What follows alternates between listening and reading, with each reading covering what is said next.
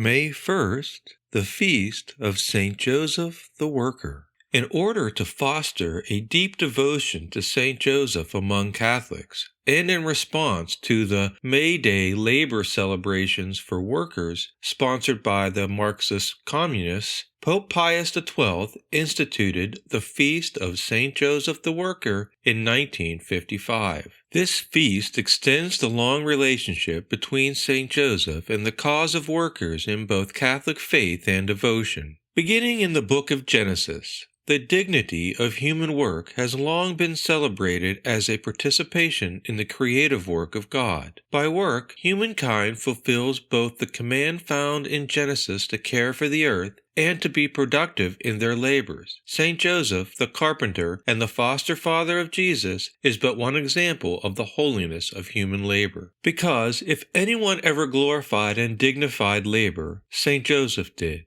Born a direct descendant of King David, he was of royal lineage, and thus a true claimant to the throne of Israel. Though through political circumstances in Israel at the time he lived, and by God's express will, he took up the honorable profession of carpenter and supported his holy spouse, an adoptive divine son, by work of his hands. It is safely surmised that Jesus worked alongside his foster father in his workshop at Nazareth, stamping his divine seal on the dignity of labor. Work is not only a duty, and thus character-building and dignifying, but also penitential. As Catholics, we look at the hardships and toil of work as something to be united to the suffering of the God-man, our Lord Jesus Christ, and thus to be rendered meritorious for ourselves and others. Therefore, Saint Joseph is held up as a model of such work. Saint Joseph, the silent saint, who was given the noble task of caring and watching over the Virgin Mary and Jesus, now cares for and watches over the Church, and models for all the dignity of human work.